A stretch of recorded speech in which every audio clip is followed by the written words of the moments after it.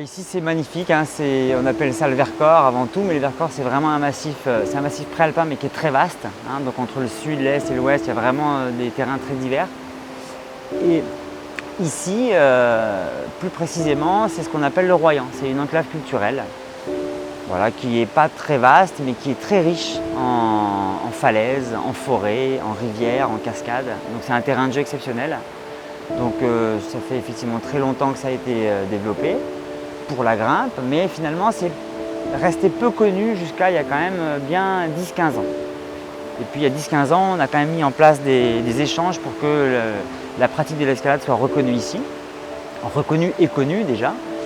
Et donc depuis ce moment, en fait, depuis une quinzaine d'années, on œuvre à ce qu'effectivement il y ait un développement de ces pratiques en accord avec toutes les autres utilisations du territoire, notamment les habitants des différentes municipalités, différentes communes.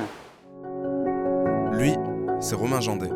Il ne le dit pas, mais c'est l'un des principaux organisateurs du festival Cancat Vercors à Pont-en-Royan, et je me suis dit que c'était sûrement le mieux placé pour vous parler du coin. Et ceux qui s'activent en ce moment sur le camp de base ou sur les falaises, ce sont les bénévoles de Camp 4. Et ils travaillent depuis plusieurs mois pour faire de ce festival ce qu'il est aujourd'hui, et je vous emmène à leur rencontre. Moi je suis Agustina. Et qu'est-ce que je fais? Je fais tout ce qui ne se voit pas, je crois. Surtout les inscriptions. Avant, c'est quand même du gros boulot avec Anne.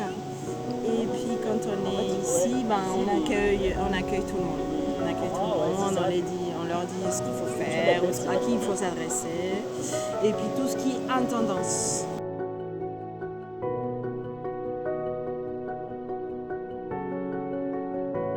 Grand échange, ouais. Un grand échange entre qu'est-ce qu'eux nous donnent avec le festival et nous, de donner juste un coup de main au fait du rigging.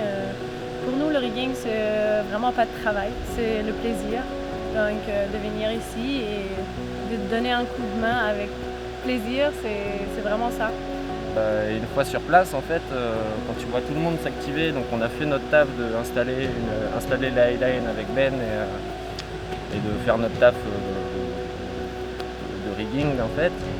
Mais après quand on est sur le terrain et qu'on voit il y a tout le monde qui s'active, qu'on donne un coup de main à cet endroit-là, c'est plus fort que nous quoi, d'aider la communauté à les aider à monter le bar, à monter les lumières, le bloc. Tu te rends compte de la quantité comme c'est important d'avoir un réseau en fait, parce que on ne sait pas, ouais, effectivement on peut passer un coup de fil ou commander des t-shirts, mais après quand on fait appel à vraiment aux capacités de chacun, c'est là qu'on se dit waouh, c'est précieux, on est entourés tous, chacun met ses aptitudes au service du festival, c'est vachement bien. Il y a tout le temps des solutions, tout le temps, on trouve tout le temps des solutions. Moi je m'appelle Quentin, j'habite à Pont-en-Royan, je suis un local et du coup je bosse avec le club de rêve, donc c'est le club qui est sur Pont-en-Royan, donc on a pas mal de jeunes à l'année. Et comme c'est un des clubs qui est, c'est le club qui est quand même au cœur de cet événement, à la base c'était l'Escalade Club de Pont-en-Royan, mais donc voilà, avec Romain, avec qui j'ai commencé l'escalade il y a longtemps, donc qui est lui la pièce maîtresse, quand même des principaux acteurs à la base de ce festival, donc voilà, je me suis investi dedans un petit peu petit à petit, quoi.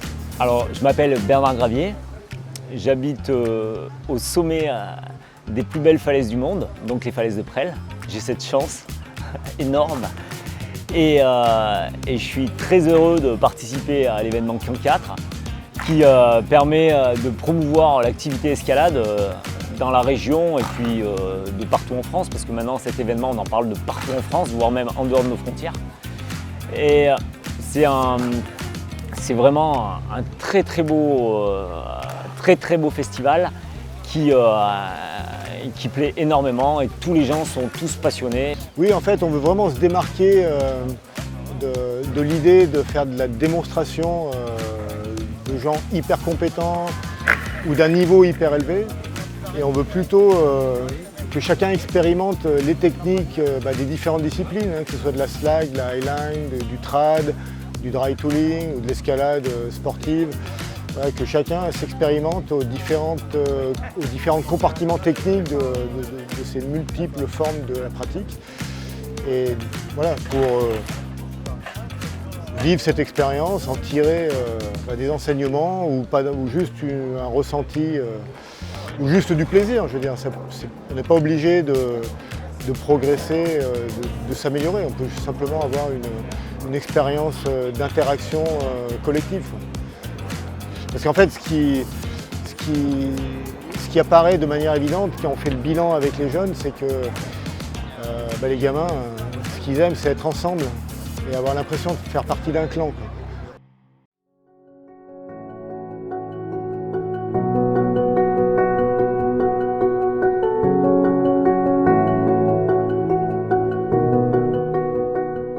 Ce qui s'y passe en fait, c'est une rencontre autour d'un lieu principal qu'on appelle le camp de base, voilà, de manière un petit peu symbolique. Et il y a des tas de choses qui sont proposées donc, sur des falaises, donc de l'escalade, beaucoup de highline, de slackline, waterline, donc c'est toutes les déclinaisons du marché sur une ligne, on va dire. Et alors on a un gros bloc aussi sur le camp de base, et puis on essaie d'ouvrir en fait ce qu'on propose sur des aspects un peu plus techniques que dont certains participants n'auraient pas forcément la maîtrise. Par exemple, l'escalade qu'on appelle maintenant trad, ou terrain d'aventure, qui est en fait le fait de poser des coinceurs pour progresser dans une ligne dépourvue d'équipement. Donc on propose des ateliers, des ouvertures sur ce genre de discipline. On propose aussi du dry tooling, qui est vraiment une spécificité de l'alpinisme moderne, qui est en fait grimper sur du rocher avec des piolets. Et puis également, qu'est-ce qui s'y passe? Voilà, toutes ces pratiques-là, de la grande voie également. Voilà, donc des grandes voies de plusieurs longueurs qu'on essaye d'ouvrir à tous ces participants qui n'ont pas forcément les techniques pour progresser en sécurité. Donc on les accompagne en fait, sur toutes ces disciplines différentes. Ouais, je suis prof dans l'âme en fait, donc je suis vraiment pédagogue et j'ai envie de transmettre et voilà, j'ai envie de laisser. La compétition, ça ne m'intéresse plus du tout et je suis vachement dans le partage, dans l'apprentissage et je me rends compte que vivre des événements comme ça, là, c'est juste magique en fait parce qu'on touche tout le monde, toutes les catégories d'âge et transmettre à des débutants et c'est vraiment chouette. Hier, j'avais quelqu'un qui grimpait dans le 7A à vue et puis j'en avais un qui grimpait dans le 5C grand maximum. Voilà, mais on a réussi à faire une super journée tous ensemble et ça c'était super chouette. Mon rôle principal, c'est d'animer et de développer les écoles de sport et d'aventure. Autour de cet objectif principal, il m'avait été demandé de développer une idée de rassemblement qui serait motivante pour les mineurs, donc pour cette catégorie d'adhérents. Il m'est venu très rapidement l'idée qu'on n'allait pas limiter les inscriptions à ces événements à 18 ans pile. Donc j'avais interrogé des fédérations, des activités typées jeunes, comme le skateboard, le snowboard, le slopestyle, qui sont des activités de la fédération de ski d'ailleurs, pour savoir quelles étaient les conditions qui permettaient de rendre attractif un événement ou une organisation des activités pour les mineurs. Et donc ce qui est venu prioritairement, c'est d'avoir du temps libre en fait. Et donc de leur laisser du temps libre pendant les événements, au contraire des séminaires d'adultes où tout est minuté en fait. Donc là, ce qui est important, c'est de leur laisser du temps libre qu'ils vont eux-mêmes remplir, dont ils vont imaginer, le contenu. Les gens sont globalement très respectueux et que c'est bon enfant et ça me plaît. Et il y a beaucoup d'enfants dans le festival et ça, c'est incroyable ce qu'on arrive à faire avec les mômes et je trouve que c'est ça qu'il faut mettre en avant. Parce que des festivals où il y a autant d'enfants devant la scène, qui s'amusent, qui s'éclatent dans un esprit bon enfant sans trop finalement de compétition, je crois que c'est ça l'esprit de Cancat.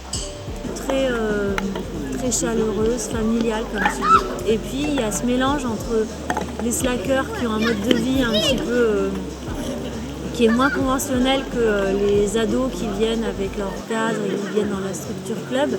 Et le mélange des deux fonctionne bien. Alors c'est marrant parce que Henri Luc, elle avait proposé à la fin de la première édition de Cancat, je crois, ou à la première édition, et les organisateurs ne voulaient pas du tout de drive parce que peut-être par méconnaissance et par peur de c'est dur, ça va pas attirer les gens, ça fait peur, etc. Et en fait, et du coup le drive est arrivé et finalement les gens n'ont pas l'opportunité de faire du drive et de découvrir ça et en fait ils adorent quoi. Et on a vraiment du monde. En falaise, on monte à 30 personnes par jour en atelier, ce qui est énorme sur 4 jours de festival. Tu vois, on a plus de 120 personnes, enfin, c'est chouette. Et le dry water, c'est vraiment une première. Le deep water, l'escalade, ok, mais c'est vrai que personne n'avait jamais osé proposer, imaginer du dry. Et du coup, on s'est dit, mais pourquoi pas nous et du coup, on l'a fait. C'était un petit challenge pour nous parce que voilà, c'était une première et ça s'est super bien passé ce soir, c'était chouette et ça faisait un peu le show aussi et finalement c'est complètement adaptable en fait à n'importe quel environnement. Je pense qu'on est vraiment en fait sur effectivement, comme tu le précises, des évolutions de disciplines et qui deviennent des disciplines à part entière. Donc je pense que ça serait vraiment être vieux con que de ne pas reconnaître qu'en fait ça a de l'intérêt. Ça a de l'intérêt tout simplement déjà dans ce que ça apporte au niveau du partage avec les utilisateurs, enfin avec ceux qui ont les mêmes pratiques.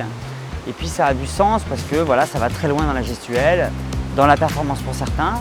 Donc ça fait évoluer à la fois ces disciplines-là et puis ça donne vraiment un coup de jeunesse aussi à ce qu'on appelait avant l'alpinisme, voilà, avec un grand A.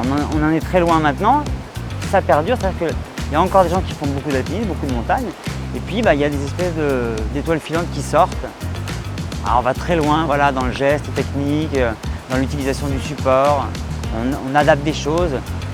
Le maître mot, moi je pense que c'est le jeu en fait. Les gens maintenant, ils ont envie de s'amuser, ils ont envie de prendre du plaisir et donc ils vont chercher des choses en fait à faire pour s'amuser. Ouais, plus de 1000 mètres de highline, donc on a plus de 2 km de sangle, donc c'est quand même un minimum de matos à brasser, à trouver aussi parce que voilà, du coup ouais, je remercie énormément les gens qui m'ont prêté tout le matos, que ce soit Slakinov, que ce soit Équilibre Valence, que ce soit justement des particuliers comme Camille, Zef et Jules, et qu'ils ont rendu ça possible parce que moi j'avais le projet de poser ces lignes, mais sans le matériel je peux pas faire grand chose quoi.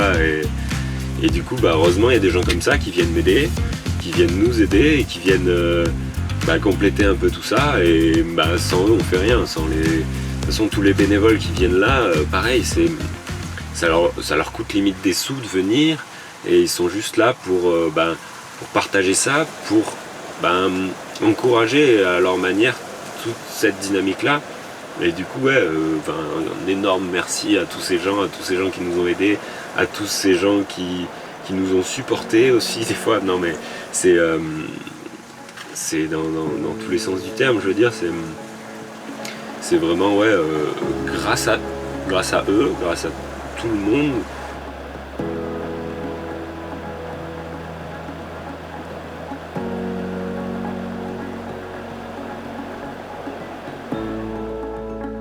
C'est juste dément parce que ça permet à énormément de personnes de pratiquer.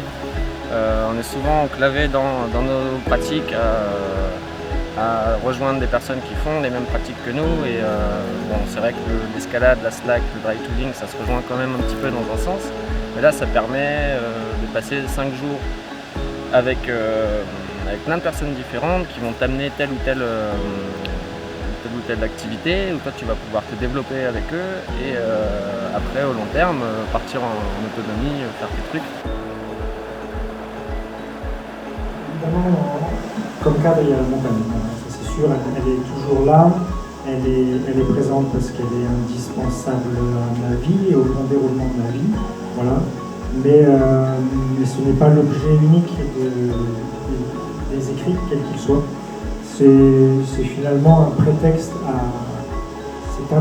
à observer le monde et à observer avant tout les hommes que nous sommes, voilà. Les hommes avec un grand H, hommes et femmes. avec nos talents, avec nos fêlures, avec nos incohérences, avec nos brillances. Voilà. Donc, la montagne, elle est à la fois un fixateur d'émotions et elle est un révélateur de ce que nous sommes. On ne peut pas tricher très très longtemps en montagne. Moi, je ressens ce besoin et moi, je suis un passionné. Moi, je grimpe depuis que je suis tout petit. Je fais plein d'autres choses, mais l'escalade, c'est vraiment une grosse partie de ma vie. L'escalade et puis la montagne dans son sens large, en fait. Mais je viens quand même de la grimpe, je viens du rocher.